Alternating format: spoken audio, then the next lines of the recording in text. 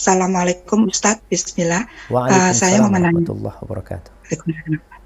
saya menanyakan bagaimana ciri-ciri Lailatul Qadar itu dan bagaimana ciri-ciri orang yang mendapatkannya.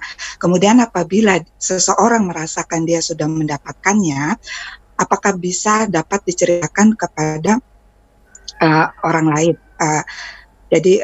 Saya punya adik, dia berapa tahun yang lalu itikaf di masjid, dan pada saat dia kecapean setelah mengaji dan bersolat, kemudian dia ketiduran sebentar gitu Ustaz, dan pada saat itu dia dibangunkan oleh seseorang dan dia ngelihat kubah atap masjid itu berubah menjadi langit-langit yang terang. Dan dia menangis pada saat itu, pulang ke rumah dan menceritakan kepada ayah saya, dan ayah saya pun ikut menangis. Kemudian ya kami berpikir apakah itu perlu diceritakan gitu.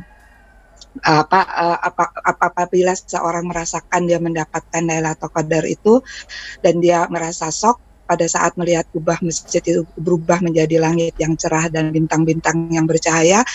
Kemudian setelah subuh dia pulang, dia menangis ke orang tua saya. Di situ kami semua menangis, dan pada saat itu sekarang juga saya berpikir apa perlu gitu diceritakan apabila seseorang mendapatkan ciri-ciri Lailatul Qadar itu. Terima kasih Ustaz. Barakallahu fikum. Haibati fillah, ketika berbincang tentang ciri-ciri Lailatul Qadar. Jadi ada ciri Lailatul Qadar itu yang bisa dilihat dengan kasat mata. Allah Azza wa Jalla mengatakan salamun hiya hatta matla'il fajr. Malam itu malam yang damai, yang penuh kesejahteraan, penuh keselamatan sampai terbitnya fajar. Jadi benar-benar malam itu malam yang damai. Itu Lailatul Qadar. Kemudian ciri-ciri lainnya tentang Lailatul Qadar ini disebutkan bahwasanya malam itu tidak dingin, tidak panas ya. Malam yang nikmat sekali malam tersebut. Kemudian cerah malam itu, mungkin turun hujan. Karena Nabi SAW pernah ketika mendapatkan Lailatul Qadar malamnya itu turun hujan. Tapi di pagi harinya, tatkala matahari terbit itu la syu'a'a lahu. Sebagaimana dalam riwayat Imam Muslim yang menyebutkan bahwa saya mentari pada saat Lailatul Qadar di masa Nabi SAW itu nggak ada serenginginya, nggak ada sengatannya ketika terbit. Itu tanda-tanda Lailatul Qadar. Ada tanda-tanda yang lain yang dikatakan bahwa air laut itu jadi tawar ya pada malam Lailatul Qadar tersebut. Kemudian pohon-pohon sujud. Sebenarnya semua pohon ciptaan Allah itu sujud untuk Allah Azza wa Jalla. Itu tanda-tanda mungkin yang dapat dirasakan oleh kasat mata. Tapi ada yang dirasakan dengan hati.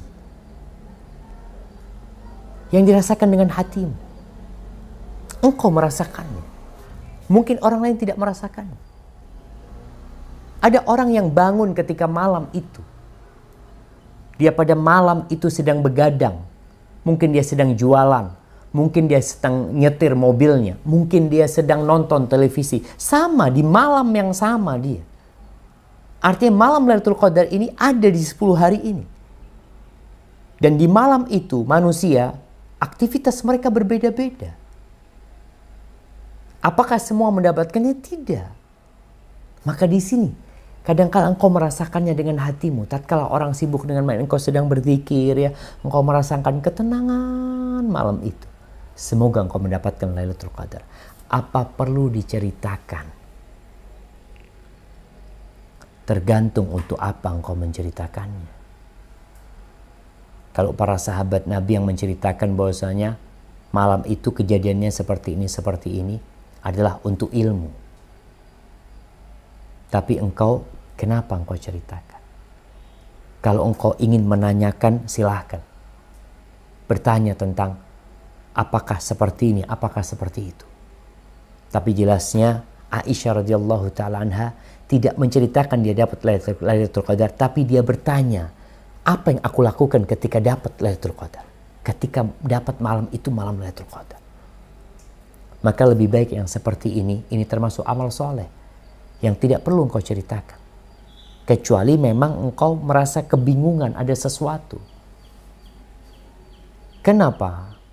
Karena ditakutkan membuat dirimu menjadi terganggu oleh keinginan untuk dipuji. Apalagi setan nanti mungkin membisik-bisikkan kepadamu, oh, kau dapat Lailatul Qadar. Gak perlu orang tahu. Karena ini amalanmu antara engkau dengan Allah Azza wa Jalla. Tapi bagaimana engkau terus menjaga malam itu menjadi lebih indah. Makanya ketika kau tahu Lailatul Qadar, bukan kau cerita sama orang, tapi engkau berdoa. Seperti yang Aisyah tanyakan. Bacalah Allahumma innaka afuwun tuhibbul afwa fa'fu anni. Hadza wallahu a'lam bissawab. Nah.